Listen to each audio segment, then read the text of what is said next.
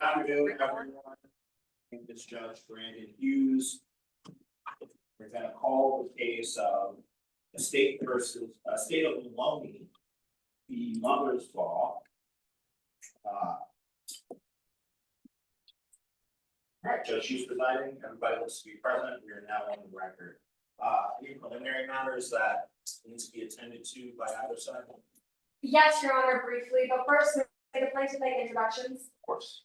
Good afternoon, Your Honor. My name is Ittycheria, and today I'm joined by my co-counsel, Mr. Anderson Lynch. Good afternoon. Together, we represent the estate of A.J. Maloney, and Mr. Rajan, his executor, will be sitting at council table with us today. Good afternoon, Judge. All right, good afternoon. May I make appearances, Your Honor? Good afternoon. My name is Kuhn Bud, and today I'm joined by my co-counsel, John Lee, Good afternoon, Your Honor. Good afternoon. and Nick Kiaha. Good afternoon, Your Honor. We're also joined at council table by the defendant in today's case, Ms. Teddy Hunt. Good afternoon, Your Honor. Good afternoon. Anything else? Yes, Your Honor, just a few brief housekeeping matters. The plaintiff asks that Rule 615 is invoked to constructive sequestration of all witnesses, barring party representatives who will be with both parties. Any objections to that? No objection, Your Honor. Okay, the rule is invoked. Sounds good, Your Honor. Your Honor, we just have a few items in that bench book in front of you. Okay. We'd like to point you to. The first is pretrial order number 4. That just says that in the case that Talbot Meyer and Lady Wilt are testifying, which is the case today, all objections to Rule 702 to their testimony have. Pretrial order 4. Yes, Your Honor.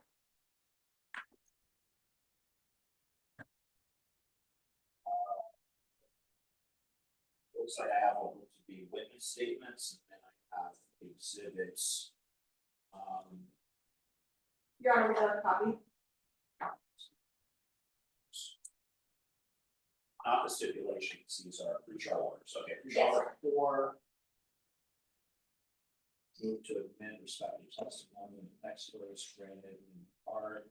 Okay, is that your understanding of the order, the way it was explained? It is, Your Honor, and it does apply to the defense witness as well. Expert witness as well. All right, that's noted. Anything else? Yes, Your Honor, quickly, stipulation 13 says that exhibit 7 has been pre-admitted, and then stipulation 16 says that the physical injuries Mr. Maloney sustained on the night in question are consistent with that item, exhibit 7. Okay, so I see that exhibits 3, 6, and 7 are pre-admitted. Okay. Is that your understanding of stipulations 13 and 16? It is, Your Honor. Okay. Anything else? No, Your Honor, with that, the plaintiff is ready. All right, the preliminary matters from the defense. Yes, Your Honor, we just like to direct your attention to a previous ruling of the Supreme Court. You should be able to find it right after the complaint and answer. Okay. And that finds it. It's the 4th place down. Yeah. Morgan v. Soda. Yeah. Based on this previous ruling of the Murata Supreme Court, to establish the defense of others in an affirmative defense, the defense must show that there was an imminent danger to a third party, a reasonable belief of harm to said third party, and that the force used in defense of the third party was proportional to the danger of the Okay, that's noted. Taking issue with that description of the case. No, Your Honor, that sounds like the case law exactly. We just like to note for the court the definition of proportionality. Okay, would you like to note it? Yes, Your Honor, it's contained within that case law. The actions that the defendant took have to be proportional to the actions that the original assaulter is doing that they're. Sure, okay, I think these kind of nuances are probably more appropriately raised if there are objections that kind of touch on these elements, or if maybe you're explaining to the jury what they may have to decide, but that is noted on my end. Anything else? Nothing further, Your Honor. We're now ready to proceed over. Okay, that sounds good. So plaintiff, you may proceed with your opening whenever you're ready. Yes, Your Honor.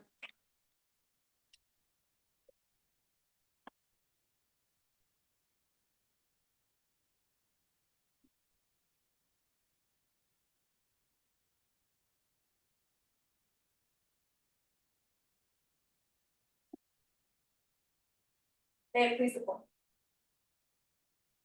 the defendant brought a pipe to a fist fight. It's July 20th, 2020. This night at the Hellfire Lounge downtown Morado is just like any other. People are drinking, dancing, and having a good time. Mr. A.J. Maloney is getting ready to clock in for his shift as a bouncer at this night. Mr. Maloney expects this to be perfectly regular, just like any other night shift. He has no idea that he's about to be brutally beaten within an inch of his life in just a few short hours. Now, members of the jury, you're going to learn that this night is a little bit. See, that night at the Hellfire Lounge, a journalist who's already been banned from the nightclub infiltrates him. Now, Miss Maloney, she does her job. She kicks that journalist out, and as she does, the two of them get into an altercation. You'll learn that that's when the defendant, she brings a pipe to a fist. Members of the jury, you're going to hear that the fight between A.J. Maloney and that journalist, it wasn't about to become deadly. That is until the defendant says it. That's until the defendant takes this pipe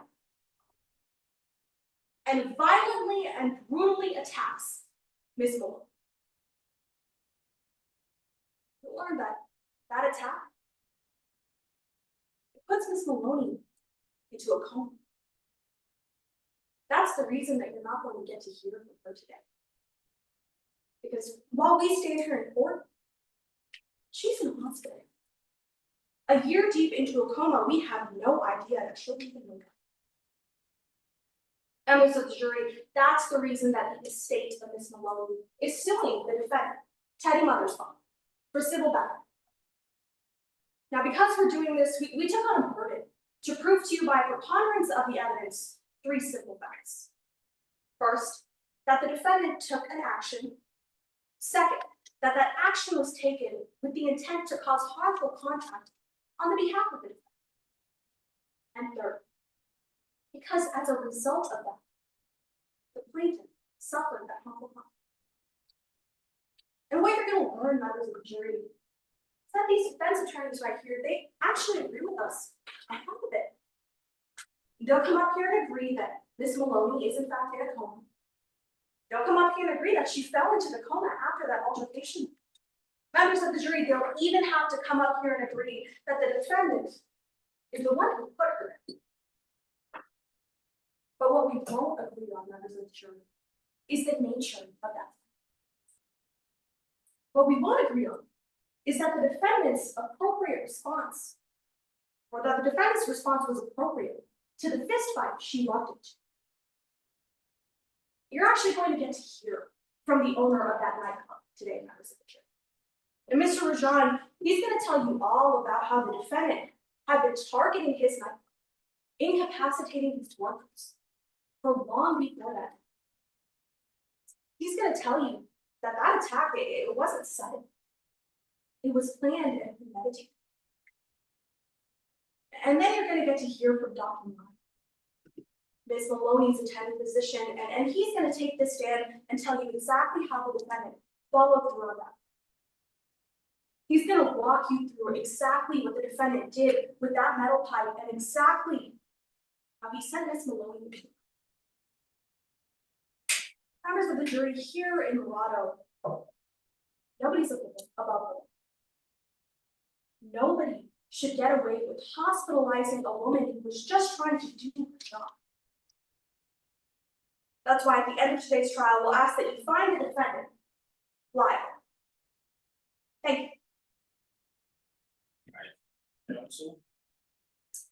Get settled. That's how it is proceed with your own advertisement. Yes, Your Honor.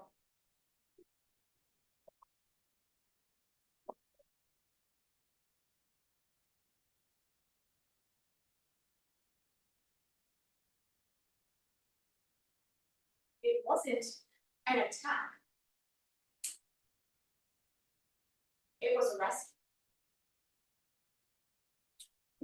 Opposing counsel just got up here and told you a story. A story about how Teddy Mothersbaugh was an aggressive, lawless person who put AJ Maloney into a coma. And members of the jury, it's true that Miss Mothersbaugh got into an altercation with Miss Maloney that night. She didn't do it the murder. He did it to save a life. Opposing counsel actually brought some of today's case. They told you that throughout the course of today's trial, no one is going to dispute that AJ Maloney suffered injuries that night. No one's going to dispute that he and Teddy Mothersbaugh got into an altercation on July 20th of 2024. So the only question left for you now is the evidence will show you it wasn't an attack. It was arrested. I want to start by introducing you to the defendant in today's case. This is Teddy Mothersbaugh. She's lived in Morado her whole life. But when she was young, she watched her parents get killed. Ever since then, she made a promise to do whatever she could to save the people of Morado. And the evidence will show you that on the night in question, she did exactly that. That's why it's so important to understand the difficult task in front of you today. You see, when the plaintiff brought this lawsuit, they took on a burden. They have to prove that Teddy Mothersbaugh attacked AJ Maloney, and that she did that because she intended to cause harm. But your job doesn't actually end there. You see, the judge will tell you that any time the plaintiff accuses someone of causing them harm, they actually have to consider the actions of the plaintiff too. The judge will tell you that regardless of what you believe about Miss Mothersbaugh, if you also believe that AJ Maloney was causing harm to someone else that night, that Miss Mothersbaugh joined that fight to save a life, but then you have to find her not lying. That's why we've chosen to take on an affirmative defense called the defense of others. It means that you have to decide why Miss Mothersbaugh might have acted violently towards AJ Maloney. And if you do, and you find that Miss Mothersbaugh's intention to protect someone was more likely the cause of the fight, then you have to find in favor of the defense. And we're confident that you will. Because of two key factors. Number one, someone was in danger. And number two, Teddy Mothersbaugh entered that fight to save a life. I want to start with that first, that someone was in danger. Today you're going to hear from the defense's expert, Layton Will. He's a forensic analyst who was assigned to today's case. You'll hear that Mr. Wilt conducted DNA analysis on the victims from this altercation. Mr. Wilt will tell you that he found that Miss Mothersbaugh wasn't the aggressor in this fight, that she was acting in defense of another individual. Which brings us to our second, that Teddy Mothersbaugh entered the fight to save a life. Today, you'll hear from Teddy Mothersbaugh herself. She'll tell you exactly what happened that night, that she heard a scream, that she ran to help, that she didn't use any more force than was necessary, what she thought was necessary to save a life, that she did what she thought she needed to do. At the end of today's trial, we'll ask that you make the only correct decision, that you find Teddy Mothersbaugh not lying. Thank you, counsel. Give you a moment to, settle. I'm gonna start on.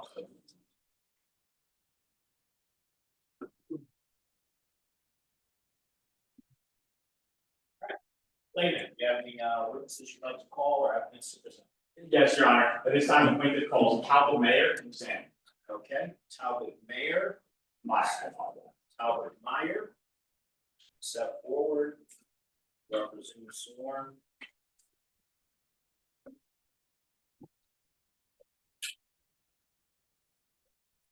Counsel, you can proceed whenever you're ready. Yes, Your Honor. Good afternoon. Could you please introduce yourself to members of the jury? Of course. Good afternoon. My name is Talbot Mayer. What do you do for a living, sir?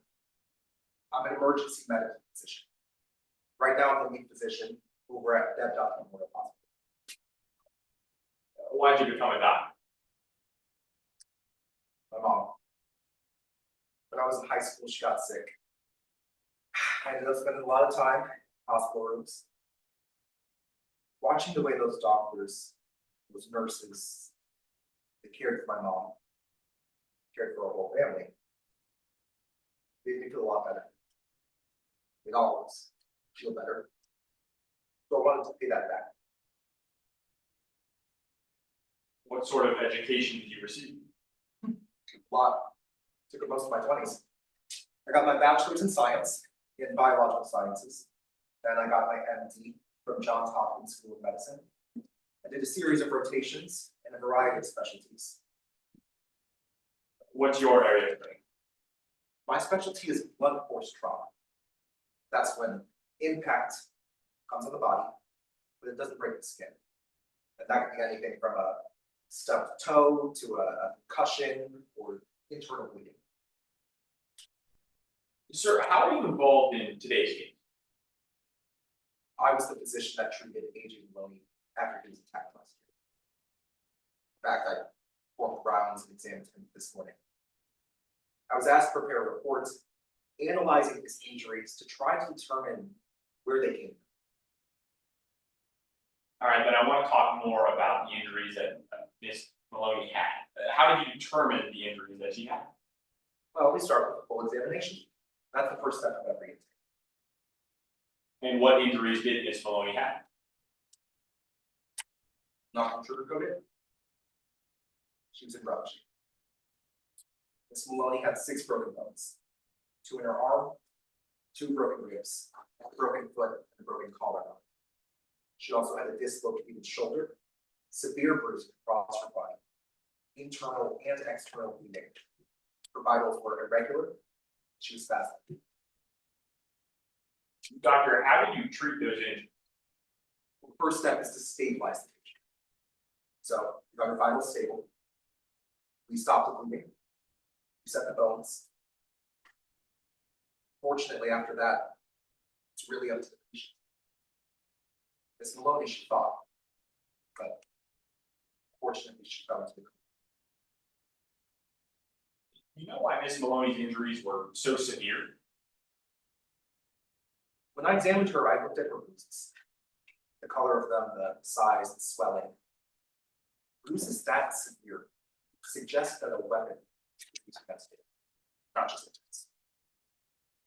Did you review any potential weapons that could have been used against Ms. Maloney in this case? I did. I examined a weapon that was found at the scene of the attack. It was a large metal pipe. Was that metal pipe consistent with the injuries you saw on Ms. Maloney? Absolutely. It was heavy, a large blunt object, easily holdable. I want to talk about how that weapon was used against you. What's the next step of your analysis? The next step is to try to determine how that weapon was used against her, whether they were offensive or defensive wounds. Simply put, whether Ms. Maloney was attacked or whether she was attacking. And how do you go about figuring that out? I could explain it, but I think it might be easier if I just show you. Your Honor, permission for this witness to step into the well for monitoring purposes? Any objection? Without objection, Your Honor. All right, I'll step down.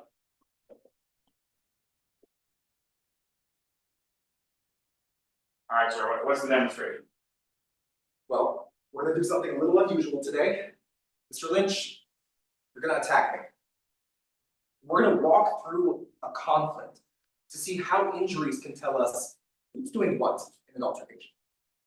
So how do injuries tell us? Now we have to think back to the third law of motion. For every action, there's an Equal and opposite reaction, is that right? exactly. So what do we do? Well, it looks like this. Mr. Lynch, I want you to very gently punch me in the shoulder right there. Freeze. Now, right now, Mr. Lynch is imparting force on my shoulder. So, if I were to come to the ER, you might see a bruise right there.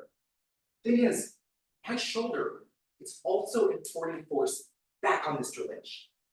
So if he came to the ER, I might see bruising along the knuckles, lacerations in the skin, or injuries to the wrist or the joints. In the case of Miss Maloney, did you find any bruising on her knuckle? No, What about fingers? Did you find any sprained fingers?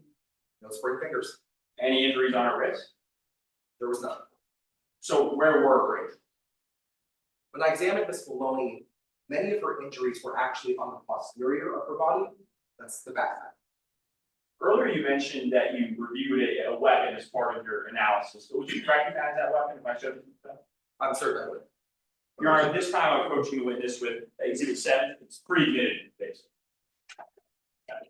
Is this the pipe that you reviewed as part of your analysis? Yes, it is. Is supposed to be fair and accurate. It looks the same as the last time I saw it. That's right. Doctor, I'm gonna hand you this pipe. Could you use it to show the jury exactly where her injuries were on the body? Of course. Wouldn't mind bringing around for it. Many of Miss Maloney's injuries were constrained to her posterior. So I was looking at the lower torso, her upper back, and her neck. And what did that tell you? When you see injuries on the backside of somebody's body, that's a strong indicator that they weren't attacking. They were being attacked. Why is that, Doctor? Well, it's simple.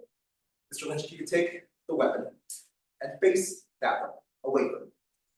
Now, without turning around, try to hit it. Doctor, how am I supposed to do that if I'm facing away from you? That's the thing. You can't. Those injuries that I observed on Miss Maloney, they suggested that she was not the aggressor in that altercation. She wasn't attacking. She was attacked. Thank you, Doctor. I can grab that from you and read it. Doctor, zooming out. What were your ultimate conclusions on the cause of Miss Maloney's injury? Based on my treatment of Miss Maloney, my review of the evidence, it appears that Miss Maloney was attacked on July 20th. Her injuries are entirely consistent with her not being the aggressor. She was a victim. Objection, Your Honor, at this time to a lack of foundation, may I be heard? Sure. Yes, Your Honor, I specifically object to the phrasing of attack. That implies intent that this witness hasn't laid any foundation for how he would know that. And for him to testify to that on the record, there's no foundation. Sorry, what do you say to that? Yes, Your Honor, there's no intent required to characterize an injury as being either from an attack or attacking. Furthermore, the severity of the injury that he has just testified to is sufficient foundation enough to qualify these as attacking injuries. This is well within his wheelhouse. It's a conclusion he's able to make. I'd also additionally point out that under 702, objections to those conclusions, they've already been ruled as not Where did that order cover 704? no, Your Honor, just covered 702, but this was one of the conclusions that was covered by that motion. Understood. I think there's been enough foundation laid for that characterization, circumstantial, but I think the foundation is there, so on that basis. Yes, Your Honor. Just for a clear record, Doctor, how do you characterize the cause of Miss Maloney's injury? She was being attacked. Those injuries are entirely consistent with her being a victim in that altercation. Thank you, Doctor. Nothing further this time. All right, thank you, counsel. Thank you. Cross-examination, Your Honor. Yes, you may proceed when you're ready. Actually, Mr. Lee, can I have you start? Thank you. Good afternoon, Dr. Mayor. Good afternoon. My name is Nick Kitahata. I'm just gonna be asking you a few questions today. I'll be happy to. All right? Sounds good. Now, sir, I want to start by talking about something you didn't mention a moment ago. Because AJ Maloney had drugs in her system, right? That is true. Based on the blood work I reviewed, it showed that there were trace amounts of blood residuals in Miss Maloney's system. She had cocaine in her system, That's correct. meth, Objection, Your Honor, this time relevance. response, Your Honor? Explain briefly and briefly. Yes, Your Honor, there's no relevance to there being drugs in this Malone system. It doesn't have any impact on characterization or anything. Your response, yes, sir. And if I may proper. I expect this witness will explain that the drugs in the system could have impacted the severity of the injuries, how quickly Miss Maloney fell into the coma, and the decision she was making in that altercation. Response, okay, based on that proper. Yes, Your Honor. So that yes, my question, she had cocaine in her system, That is correct. meth, That's right. and ecstasy, right? Yes. And now we can agree that those drugs in her system, well, they could have impacted the decisions she was making in that altercation, right? That's very possible. It could have impacted the severity of the injury she had, right? They might have impacted her behavior during the altercation, her speed of movement, her response time, her reflexes. The thing is, drugs can't break your bones, can't dislocate your shoulder. They might have influenced some of the injuries, but not the totality. Well, sir, we can agree that those drugs in her system, they could have impacted how quickly she fell into a coma, right? That is true. Sir, I want to talk about whether or not you cut corners in your analysis. Because you actually examined someone else who was brought in from that altercation, right? So I'm in the lead position, they'll have to be more specific, I treated several patients on July. I apologize, doctor, you examined someone named Ali Uchida, right? That is correct. Ms. Uchida was brought in on the plane. Doctor, I'm looking for a number here. How long did you spend examining Miss Uchida when she came into the hospital? Not long. Maybe around 2 minutes. She presented with light bruising, scrapes, I cleared to go. So is your testimony that you spent 2 minutes examining her, or was it short? Just a few minutes. Sir, you remember preparing a report for today's case, right? That's correct. You recognize that report? You were to see it? I will. If you open up that binder, actually, sir, it should be in there.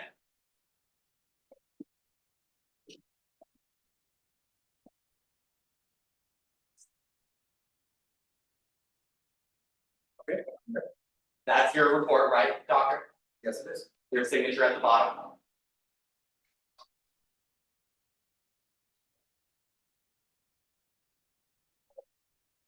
That's right. Now, we can agree that when you came in to testify here today, well, you reviewed your report to make sure you remembered all the relevant facts, to make sure you were accurate, right? Absolutely. Now, doctor, if you actually go, it should be page 5. Or I apologize, page 6. Line 146, follow along as I read aloud. Though I admit that I was in a rush that night, so I only spent a minute or so checking each sheet. Objection, Your time, at this point, the hearsay or an improper impeachment may be heard. Response, go. Overall, I'll let the jury rely on the recollections of the testimony. Their assessment. Yes, Your Honor. So doctor, about a minute or so, right? That's right. Just like I said, spent a few minutes with Ms. Uchida. Mr. Lee, how long have we been speaking so far? So doctor, someone came into the emergency room for a fight and you spent a third of the time we've been speaking examining her? That's right. I treat all my patients with the same respect. Don't treat all injuries the same. I would never do an X-ray when I could just give a Band-Aid. Ms. Uchida didn't need any more treatment than that. Doctor, she didn't need any, she was unconscious for part of that examination, wasn't she? When she arrived, that's correct. She was unconscious for part of that minute and that was sufficient. Is that your testimony, doctor? Sorry, what's For part of that minute, she was unconscious, but you just thought 1 minute was enough, is that right? Right, when we get her intake, she was unconscious. That's true. Well, doctor, you didn't do that minute because you thought it was the best care possible, right? I gave her the best care possible. Well, doctor, you actually only examined her for about a minute because you were in a rush, isn't that right? That's true. It was a busy night in the hospital. She didn't require further attention, so I moved on to other patients. That's correct. Well, then, doctor, I want to talk about whether or not you might have had a reason to cut corners in today's case. Because you actually know the plaintiff, don't you? I do. He consistently donates to your emergency room, right? That's right. I've seen Mr. Rajan's name several times on other lists. Now, you actually believe that without his donations, well, your emergency room was shut down, right? That's quite possible. You donate a significant amount of money. You believe that you only have a job right now at that emergency room because of the plan. Objection order 403, term of plaintiff, legislative heard. Yes. Yes, Your Honor, Mr. Rajan isn't the plaintiff in today's case, he's the executioner of the estate of AJ Maloney. He's not the plaintiff is the estate. Thus, he's not, the characterization of him being plaintiff, it's misleading. Yes, Your Honor. I apologize, Dr. Mayer, I'll re-ask my question. You actually believe the only reason you still have a job at that emergency room is because of the plaintiff? I suppose. I mean, without those donations, we'd probably shut down and have to find somewhere else to work. That's right. Thank you for your time, doctor. Your Honor, I have no further questions. All right, thank you, counsel. Any redirect? Yes, Your Honor. Okay, may proceed when you're ready.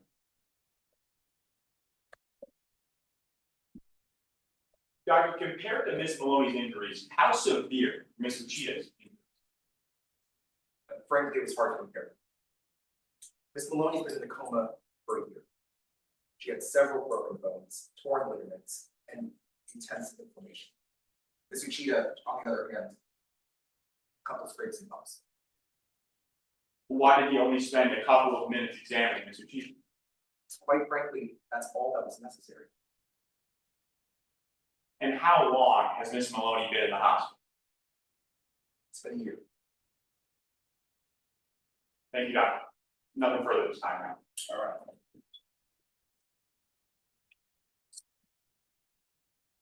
Recross. No recross, Your Honor. All right, thank you so much, doctor. You may step down. Thank you very much.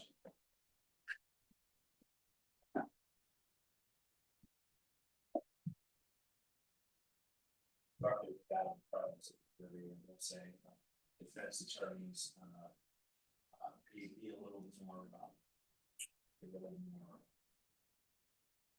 Well, let's see there, try to be a little bit more.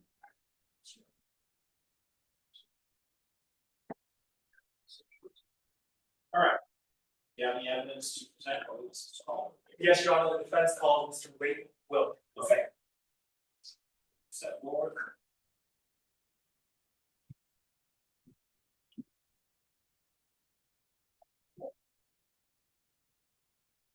May I proceed? Sworn, also you may proceed. Good afternoon, sir. Could you please introduce yourself to the members of the jury? Of course. Hi, my name is Gordy Layton Wilt, but people call me Blake. What do you do for a living? I'm a forensic scientist. I work with a consulting firm based here in the city. What does a forensic scientist do? If you've ever seen The Wire on TV, my job is kind of like that. Okay, minus the CIs and The Wire and Lex Writing. Forget The Wire. I mostly work in a lab, testing evidence and forensic things to see what it tells us. How'd you originally get into this field? I mean, when I was a kid, my dad had career options for me. It went doctor, lawyer, disappointment. With forensic science, though, I figured I could do all three. You know, a little bit of science, a little law, and only a lot of disappointment. Anyway, I got my master's in forensics from the University of Florida, worked a couple years for the Tower City PD, and then moved to my current firm, which is where I've been since. Sir, why are you here in court today? Last year on July 28th, I was working with TCPD on a case based out of this club called the Hellfire. But there was a fight. There was a fight between a bouncer named AJ Maloney and this vigilante called the Circle. Defense counsel asked me to review some of the forensic evidence in this case to try to get a sense of what might have happened in that fight. Then let's talk about your analysis. What materials did you review in today's case? So I was actually at the crime scene myself and got to investigate the scene. I also got to review some documents and physical materials that we recovered from this. I was able to take all of that and run what's called a material and mobile blood analysis, MAMBA. How does the Mamba method work?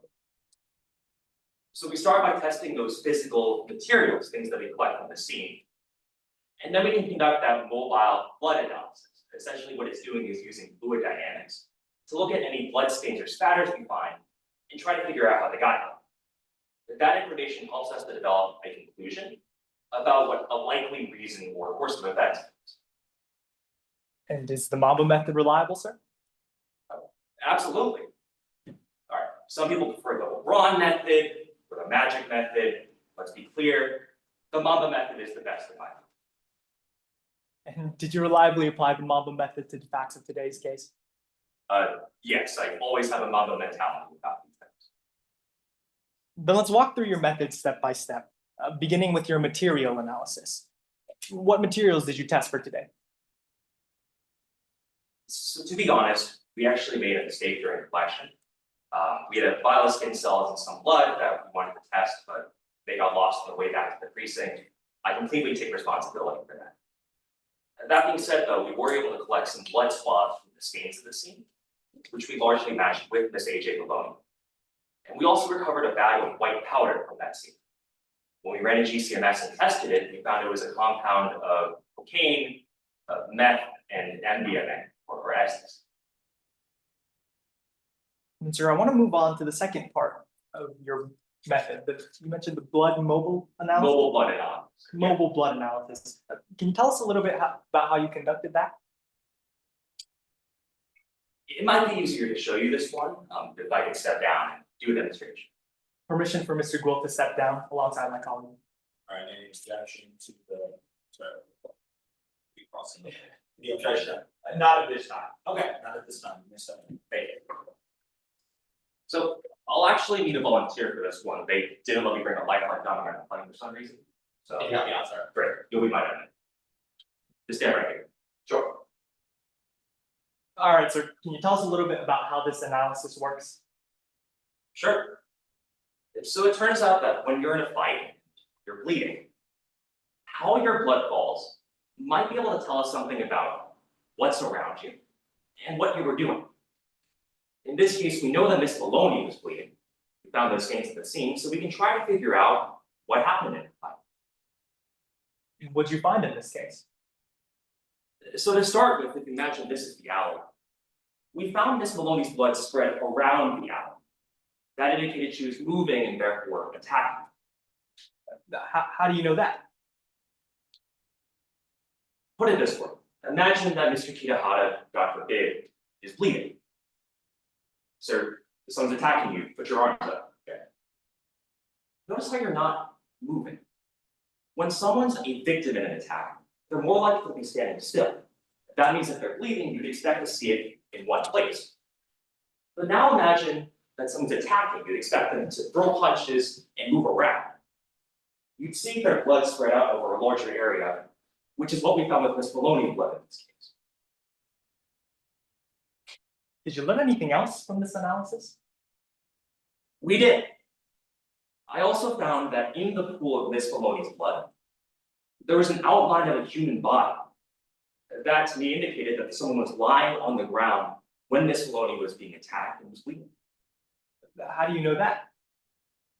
So again, imagine Mr. Kitahara is bleeding, sorry. If there's nothing around him, you would probably expect to find a continuous pool of blood. But now imagine that there's someone lying in front of Mr. Kitahara as he's bleeding. Then you'd actually expect to see an outline of a human person in that pool of blood. That's what we saw with Miss Maloney, which is consistent with her standing over somebody as she was bleeding. What does that tell us? I mean, take that all together, the fact that there's someone maybe on the ground in that pool of blood, that Miss Maloney may have been on the move and attacking. The bloodstain analysis is consistent with her being an aggressor in this case as opposed to a victim. Thank you, sir. You can retake your seat. Of course.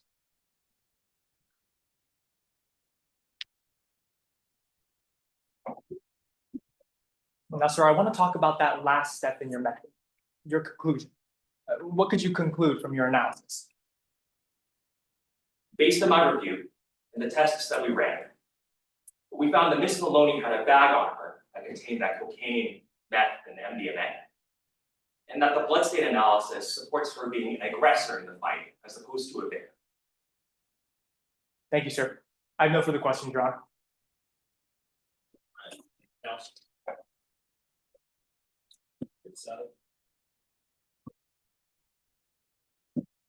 I plan to make proceed across whenever you're ready. Yes, Your Honor.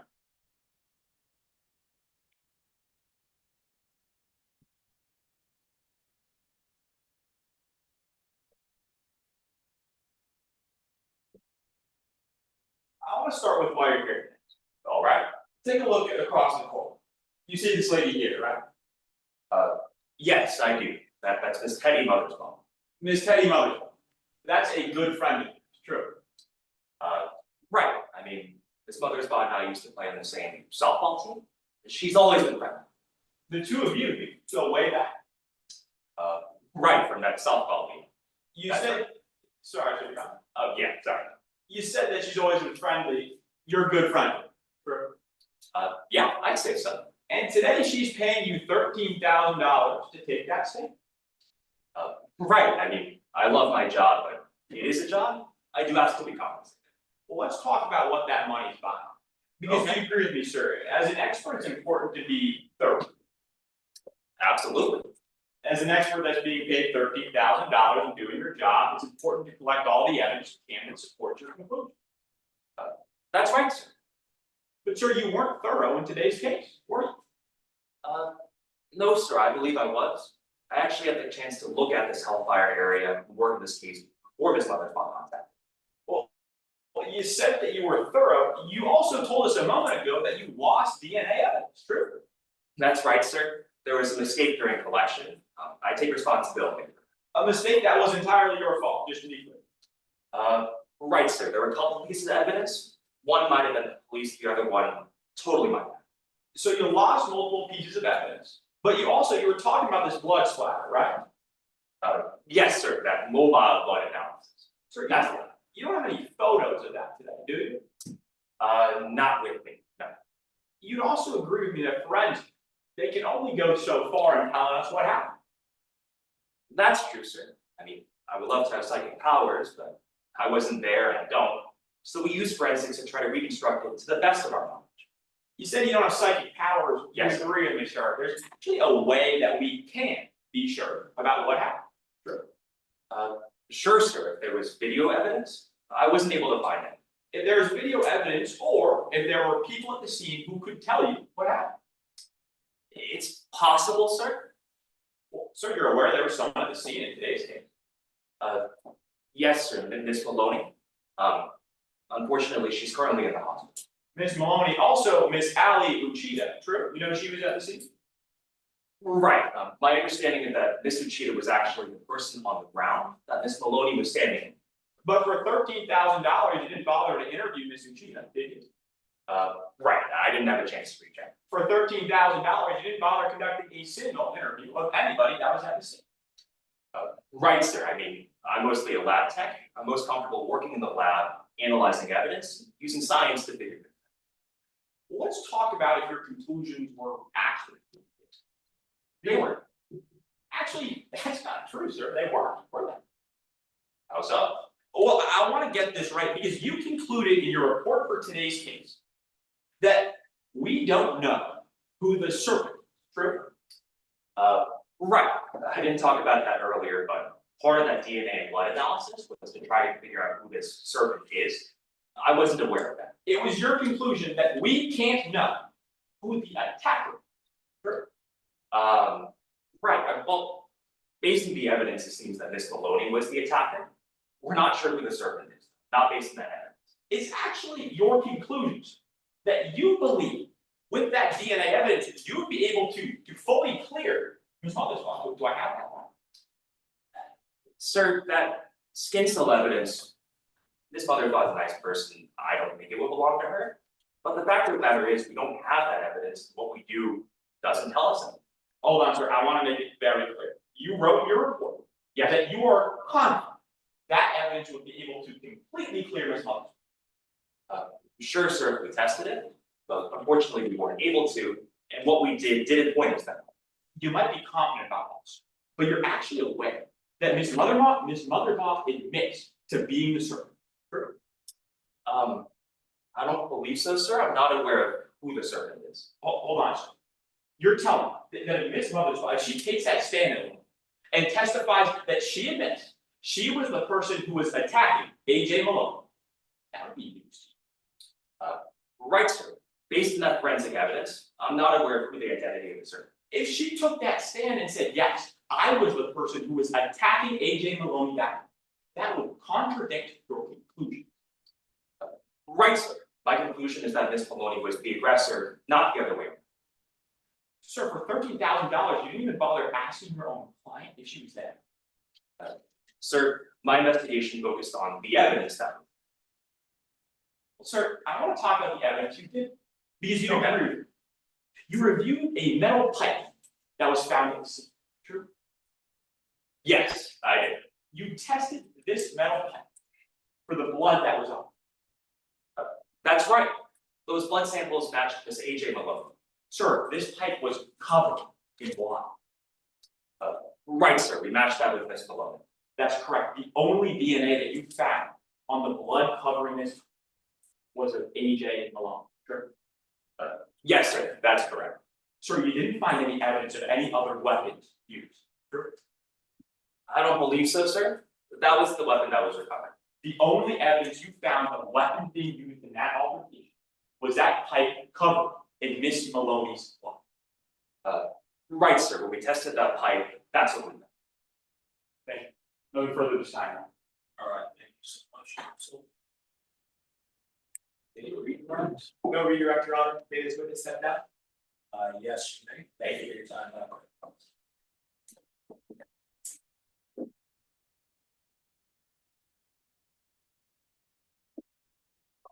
My understanding is that I could also take a recess. Is there anything else from the plan? No, Your Honor. Anything else from the defense? No, Your Honor. Okay, my understanding is we take 15 minutes back. Yes, Your Honor. Right to you in 15.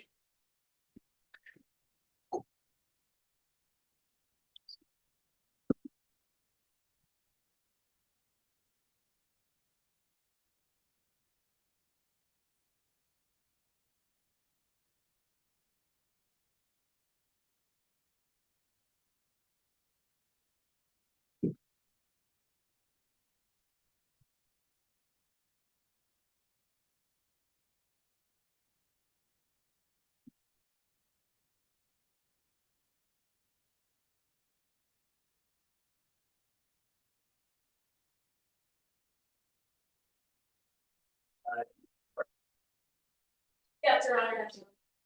Like, so that's- The defense is back on you, Your Honor. Okay, so we'll go back on the record for a state of the others, plaintiff.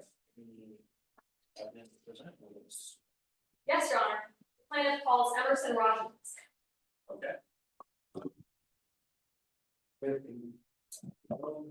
Or sworn.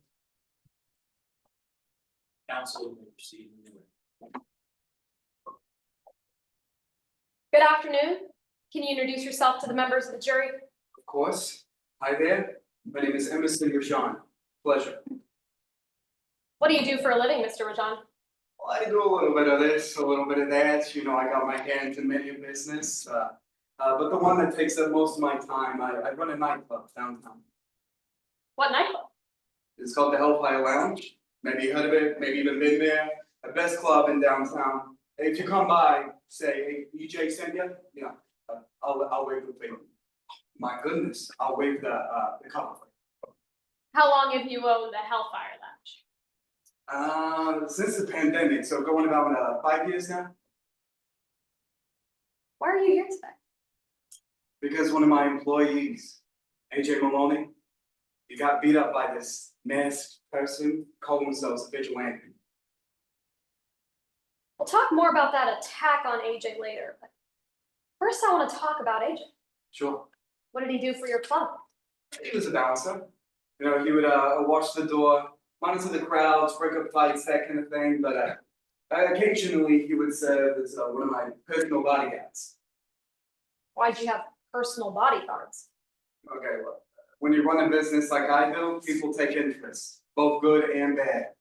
You know, we got rival business owners, corrupt cops, even masked people like that vigilante. Do you know why AJ Maloney was attacked? Actually, I do. You know, she came up and told me herself one time in her getup. You know, she told me that she was convinced I killed her parents, that I was gonna burn in hell. I mean, I had no idea what this kid was talking about. She would not leave me or my staff alone. Mr. Rajan, were you here during defense's opening statements? Yeah, I was. Did you hear them say that this masked vigilante saves people in the community? Yeah, I did. Is that what this vigilante was doing at your club? No. She was beating on my employees. What do you mean? Well, this one time I had to send one of my bartenders to the hospital because the serpent, that vigilante, they kept on beating on her, trying to get information out of her. Was that the only time something like this happened? No. I mean, I wish it was, but no, it wasn't. Another time, one of my dancers came in with a broken ankle. Same story. The servant was trying to get information out of her. I mean, she's got 2 twins in kindergarten, for Christ's sakes. Did you report all of this? Well, of course I did. You know, I went straight to the police with it, but what were they gonna do? They can't even catch her. So what did you do? Well, I wanted to keep me and my staff safe. So I had my bouncers and my bodyguards start keeping an eye out for her. I even started had them escorting my bartenders and dancers home. And Let's talk about the night of July 20th. sure, Were you at the club that night? of course I was. I'm there most nights. How did that night start? It was the same old, same old. Though we did get this new DJ, he was god awful. Didn't bring him back again. Outside of that and what happened to AJ was pretty normal night. Did you witness the attack on AJ that night? No, I didn't. I was inside, caught up with a guest at the bar, but I went out the side door for a smoke break afterwards, and I saw it. What did you see when you went outside in the alley? Saw AJ. You know, I mean, she didn't look at him. She wasn't moving, bleeding all over. You know, it was bad. Were you in trial when Dr. Meyer testified? Yeah, I was sitting right there. Did you hear him describe the injuries that AJ came in with in the hospital? I mean, it was brutal. Is that consistent with what you saw when you went to the alley? Sure it is. I mean, I've seen my fair share of bad stuff in my life, believe me, but nothing like that. What happened next? They took her to the hospital, you know? But at that point, the damage had already been done. Nothing much that they could do. She fell into a coma, and she hasn't been back since. Mr. Rajan, do you know the identity of that masked person who beat up AJ? Yeah, I do. How? One of my guys caught it without that mask. Who's been attacking your club behind that mast, Mr. John? It's a lady sitting right over there. Teddy Mother's Bob. Have you spoken to the defendant before? Yeah, I have. When she's not wearing that stupid mask of hers, she's actually running a rival corporation, Mother's Corp. Blocking every single chance we have to make business with it, even though it would make a billions, you know? At first, I thought it was nothing personal, it's just business, I get it. But I had no idea that the crackpot behind that mask was the same one in the fancy suits. Outside of those business interactions, do you have any other interactions with the defendant? I did. She started poking around my club in early July, causing people to leave, they didn't want to show up anymore, losing me money, so I told her to get out. What happened? Well, get this. She walks right up to me, looks me dead in the eyes. Here's this serious look on her face, and she goes, "I'm not gonna stop until you and every person in that club is taken down."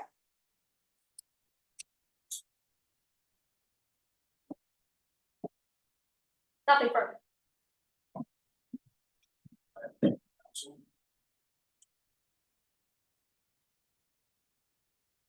Defense counsel, may proceed with cross-examination. Yes, Your Honor.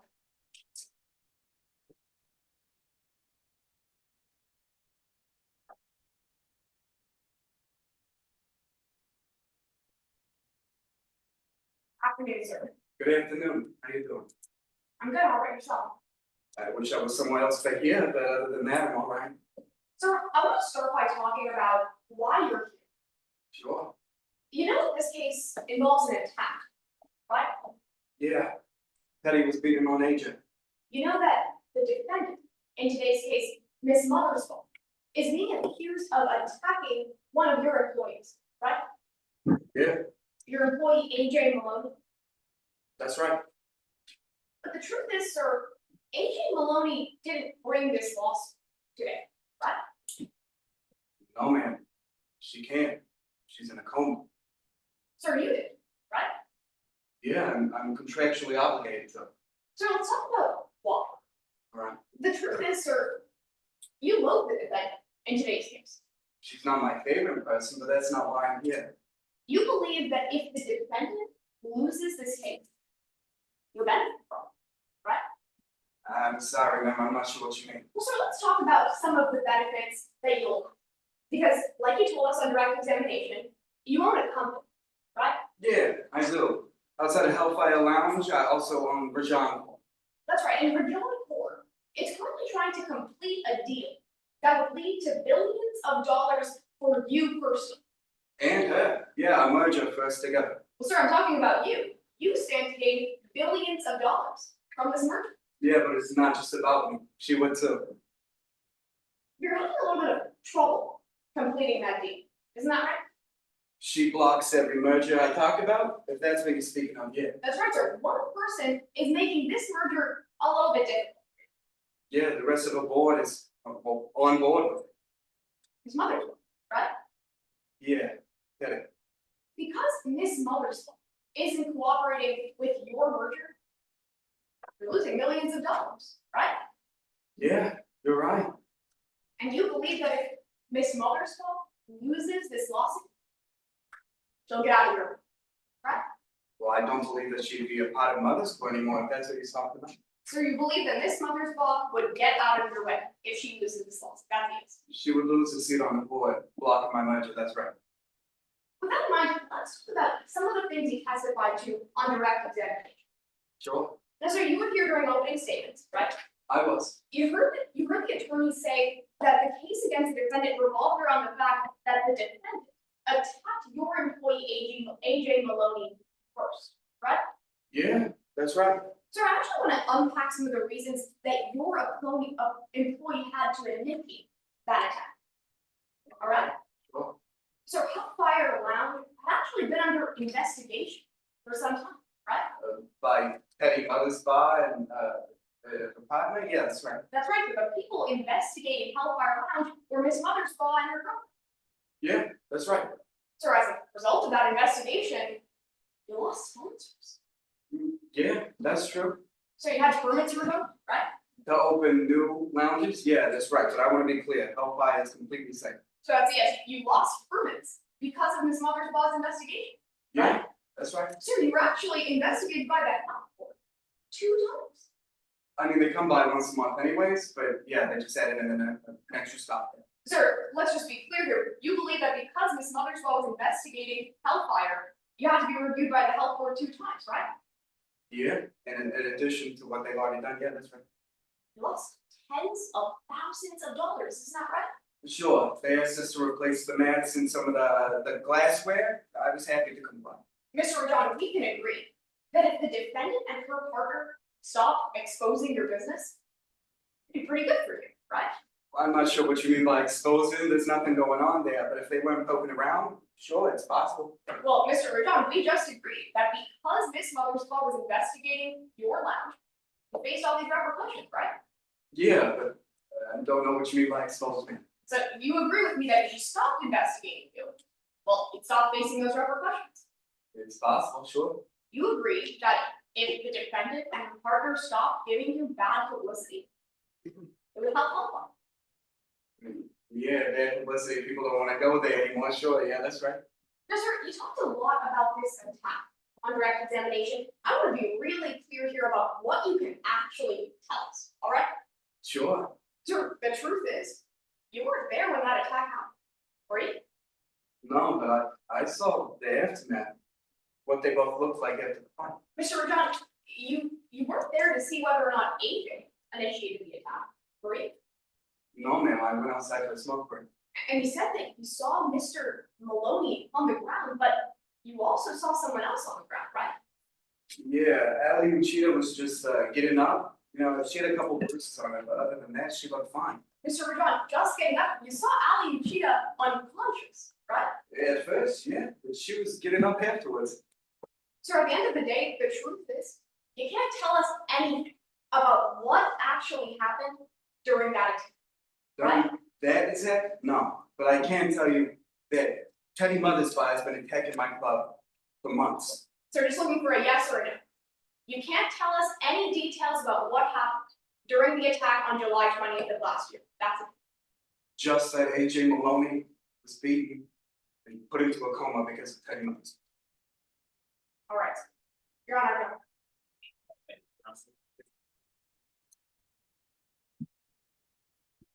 You read your record. No reason, Your Honor. All right. Thanks, sir. May take your seat with your favor. Thank you.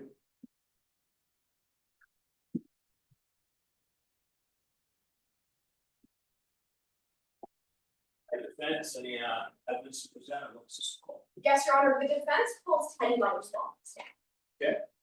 Bond, step forward. Sworn. Counsel, you may proceed whenever you want. Yes, Your Honor.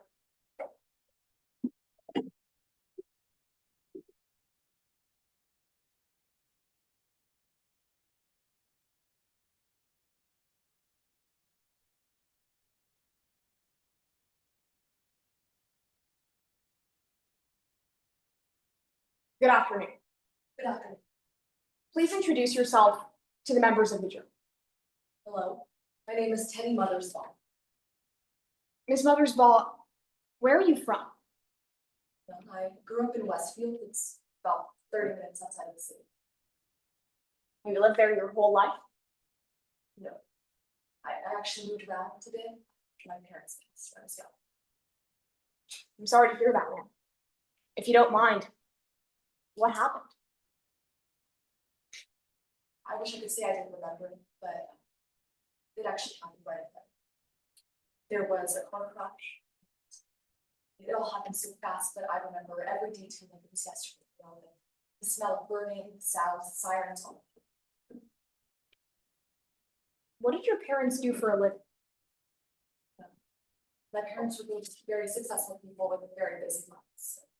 My dad, well, he was in construction. He was on the business side of things, and my mom was a counselor. She'd been in politics since the age of 10. How did losing your parents at such a young age impact? Completely turned my life upside down. I was 8 years old and I had just lost 2 people I loved more than anything in the world. The worst part is, I know my parents' deaths were next. Why do you say that? Tower City had and still has a lot of very bad people. One of which in particular is this gang. Given my mom's political connections, I had always been out there ever since I was little. And I actually saw their symbol on the truck that did it. The same symbol I've been warned about since I was. I felt so defenseless. I never wanted to feel that way again ever. So I dedicated myself to making sure it didn't happen. How'd you do that? I became the serpent. Some people refer to me as a vigilante, but it was never my goal to be a household.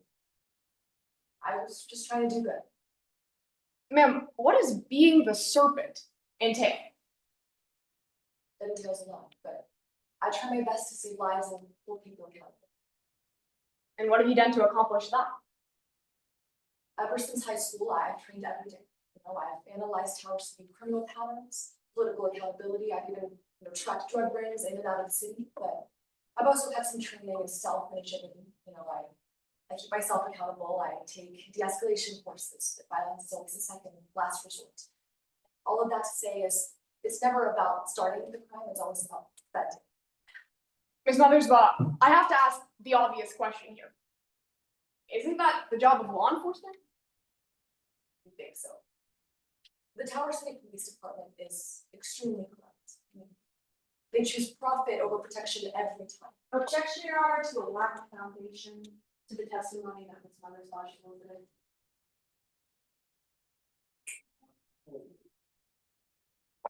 Ms. Mothersbaugh, would you like to continue? The police department, they choose profit every single time. Well, I witnessed it firsthand after my parents' deaths. I mean, they shut me out, they made me feel like I had nothing. I didn't want anyone else to feel that. Then I want to talk about how we got here. Ms. Mothersbaugh, have you been here in court with us during today's trial? I have. Have you heard the plaintiff say that you attacked AJ Malone? I heard them say that, yes. Ma'am, did you? No. I disagree, it was an attack. AJ was attacking someone that night. I was just trying to make sure that person was. In the days leading up to the incident, did you plan to confront Mr. Maloney? No. In the days leading up to the incident, did you plan to fight him? No. Did you plan to hurt him?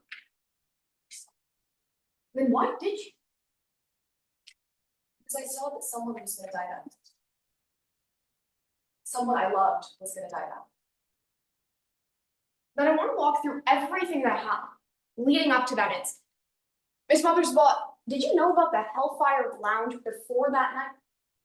Sure, I had heard, numerous complaints, numerous tips about things that were going on in that club. Even the fact that the people that ran at me had been involved in my parents' deaths. Naturally, I wanted to investigate. Keep tabs. When you went to Hellfire on the night of the incident, were you alone? I was with my girlfriend, Ali Yoshida. She's a journalist, so she was somewhere in the club trying to conduct an investigation. Given what we had heard, it made sense. Ma'am, did the club give you permission to investigate them? No. I mean, why would they think we're exposing the worst risks of their business? Did they ever retaliate? They did. I want to talk about how they might have retaliated. Ma'am, on the night of the incident, how'd you first know that something might be? I've already been at the lounge for about an hour or so. I'm actually fixing to leave. But all of a sudden, I heard the door to the alley, it slammed open. I was towards the back, so I couldn't really see what was going on, but I didn't need to see anything because I heard a scream. I heard Ali scream, so I ran as fast as I could. Ms. Mothersbaugh, when you ran closer to Hell's Fire and Miss Yoshida, what did you see? Ali was on the floor.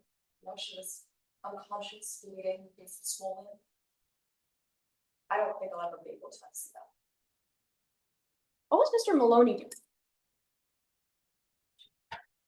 She was standing over Ali. urine to kick her in the ribs.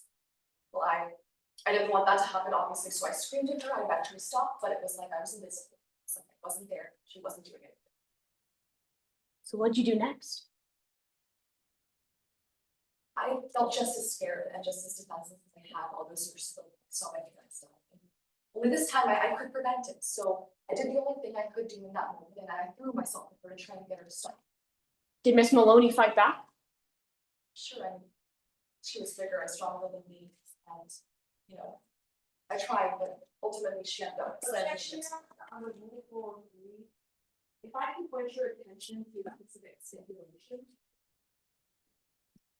Your Honor, both parties. So there are a number of potential grounds for objection before the design for standards, so what is the case? Yes, Your Honor, this is substantially more prejudicial than it is probative. Okay, what stipulation are we at? It should be stipulation 12. Okay, go ahead and explain your objection. Your Honor, Ms. Mothersbaugh's testimony was that AJ Maloney is bigger and stronger than her. According to stipulation 12, both parties have already agreed that AJ Maloney and Mothersbaugh are the same gender and response, Your Honor? Yeah, you may respond. Your Honor, there's an important distinction to be made here. Just because two people are the same height and gender doesn't mean that one person can be bigger or stronger than the other. Ms. Tushita didn't say, or excuse me, Ms. Mothersbaugh didn't say that the other person was significantly taller than she was, just that they were different sizes, and that doesn't contradict what both parties have already agreed today. Hey, you know, I'm the same height that I was 5 years ago, but I'm a lot bigger. So, you know, objection. Yes, Your Honor. Miss Mothersbaugh, I'd like to ask you again. What did Miss Maloney do next? She overpowered me, slammed me against the So what'd you do? after that, she kind of let go, so I thought we were, but I saw her walking back towards Albie, and this time she put on the knife. And I didn't know what she was gonna do that night. I don't know what she would have done if I hadn't tried to stop her. What did you try to do to stop her once you saw that knife? I knew I couldn't overpower her and strike the blow. The first thing I did, there was this discarded metal pipe that was leaning against the door to the attic, so I went and I grabbed it. And then I went over and I raised it over my head and I slammed it on her. It worked. She fell to the ground. Miss Mothersbaugh, I want to be really clear. If you hadn't seen Miss Maloney take out that knife, if you hadn't seen her rush towards Miss Yoshida, would you have heard? I went into that alley that night to stop the fight. Not stop. Thank you. Your Honor, I have nothing further. Right. It's settled. One across.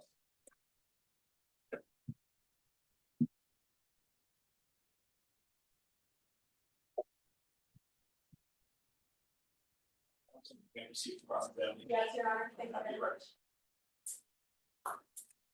And Your Honor, for the court's evidence, I'll be referring to exhibit 1.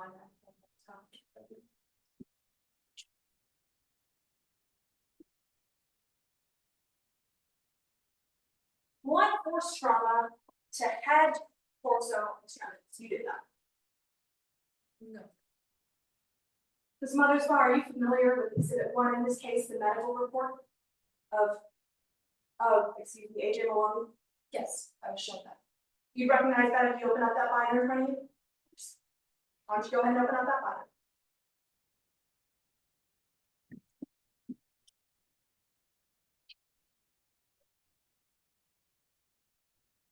So according to you, the blunt force trauma to the head, torso, and extremities that AJ Maloney suffered, you didn't cause that? There's no way I could have caused it. Based off of what I did with that stick, that would have been. So according to you, you just took this metal pole, hit AJ Maloney once, and she ended up in a coma? That's what you want us to believe? Not necessarily, I mean, sure, I was the one who knocked her out, but AJ had already been stumbling around that morning. I don't know what she was up to, I don't know who caused all of that. All I know is that I'm not responsible for all of this. So according to you, you're not the reason that AJ Maloney had fractures in her left foot and right legs. You have that right? No, that was like, According to you, you didn't dislocate the right shoulder. I believe so. You just took this and hit her once and knocked her out. That's what you want us to believe? Yes. Miss Mothersbaugh, do you think you're above the law? No. Is that why you think it was okay to do what you did to AJ Maloney that night? I'm sorry, my girlfriend was being attacked. She was about to die. There was actually trying to see. I want to make sure we have this story right, Miss Mothersbaugh. According to you, you entered that alley, you saw your girlfriend being attacked, and that's why you jumped in the scene, right? Yes. So you didn't have a plan to go after AJ Maloney before that night? No. You just happened to be keeping eyes on that alleyway. That's right. I was keeping guys on the watch. Your girlfriend just happened to run into the alleyway that you were keeping eyes on? No, like I said earlier, we had already been investigating the lounge. We had received dozens of complaints, dozens of tips that there were illegal drug rings, lots of awful things happening there. So that's right. That's why Ali and I were exactly right. I want to talk about what your investigation of that lounge. You're snaking out the hellfire, right? That's right. You thought there might be something going on there and you wanted to look into it. Of course. More specifically, Miss Mothersbaugh, you were keeping tabs on AJ Malone. Do I have that right? Sure. AJ was one of the employees there. We were keeping tabs on all of the employees. When you were speaking to Miss Lodge just a couple of minutes ago, you told us that you didn't plan this attack, right? That's right. So why were you taking pictures of AJ Malone? Because, like I said, we're conducting an investigation. It's what we do for any type of tip like that. Miss Maloney doesn't own the club. No. Miss Maloney doesn't run it. No, she's an employee. That's right. She's just an employee, but for some reason, you were staking that club out and keeping tabs on a regular employee. Do I have that right? That's right. It's standard protocol. Miss Mothersbaugh, is it a coincidence that you're taking pictures of the woman you put into a coma, or is that premeditation? I didn't plan this. Like I said, we were taking pictures, we were staking out all of the employees and all of the activities in the club. So it's a coincidence that you took pictures of the woman you put into a coma. That's what you're telling this jury? That's right. Where are those pictures now? You don't have them. You deleted them. That's why we don't have them, right?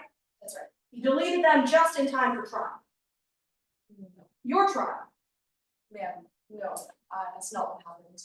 We were trying to conduct this investigation, naturally, evidence, things like that. Sometimes it falls away. And after everything that happened in the lounge, we decided we were gonna stay away. It was too much for Ali, and it was too much for me. Did the evidence fall away, or did you delete it, Miss Mothersbaugh? We closed that case. That's So right. you deleted those pictures. Yes, You deleted the pictures of the woman that you sent into a coma. it's true. Is it possible that your anger issues are part of the reason you beat AJ Malone? I'm sorry. You have anger issues? You could say that I've been in therapy since I was 8, ever since the accident. I could say that, but you would say that, right? You said that in your deposition.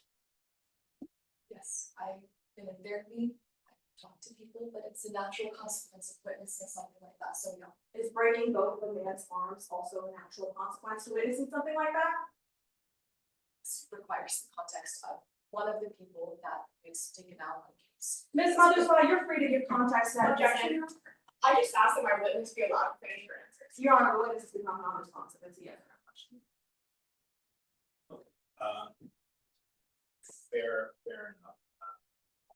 I am going to allow the witness to answer.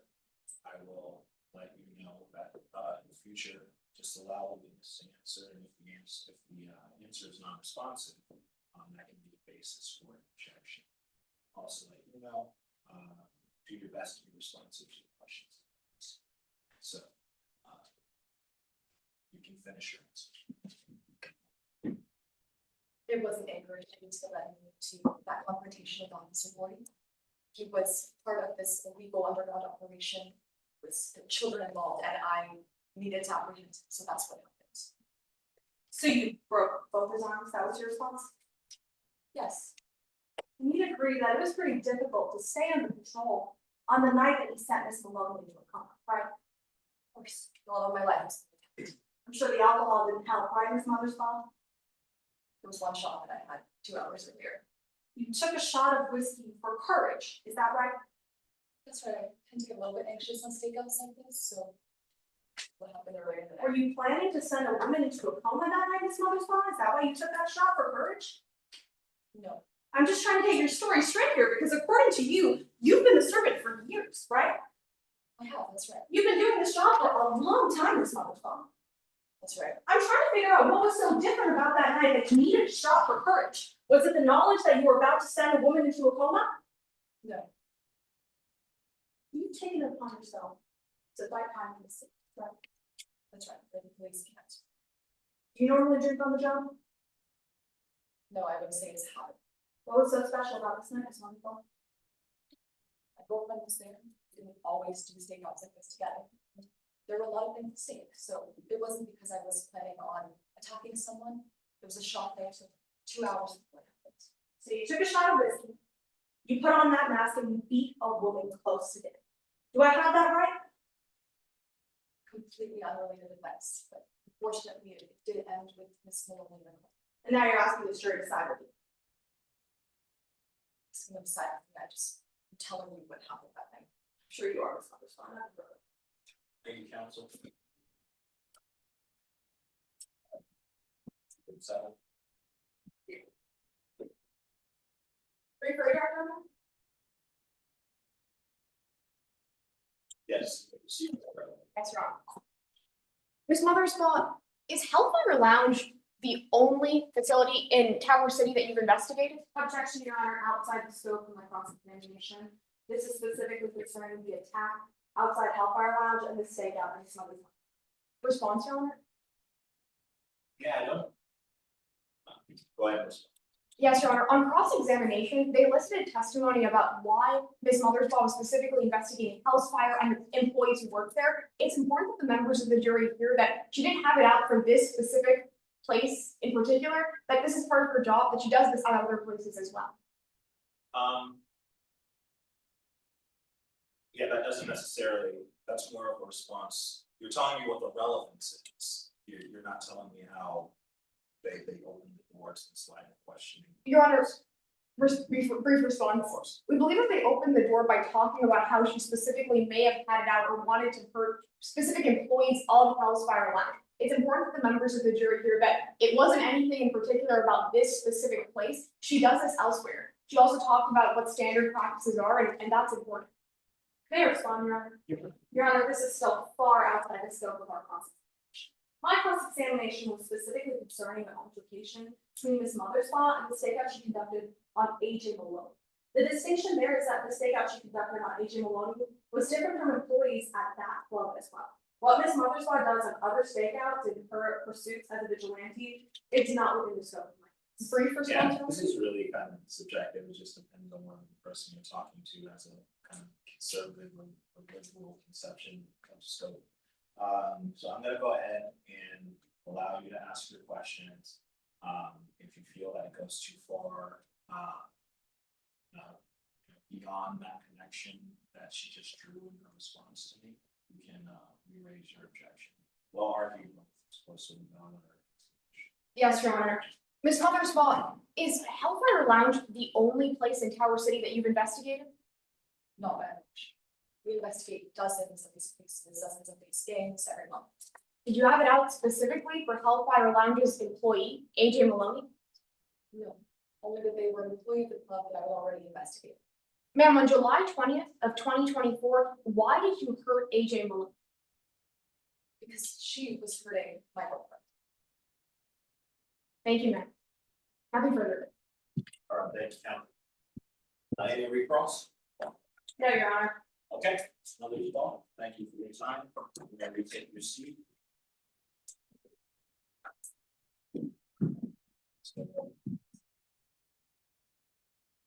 Structure of rounds of this competition. We finished. Okay. Yes, Your Honor. That's Your Honor. Yeah, thank you all. I think you all did a great job. The round coming up, so I'm gonna take a few of your time. You've already kind of heard from me. If you all have any brief thoughts or suggestions on things that might be helpful in future rounds, feel free.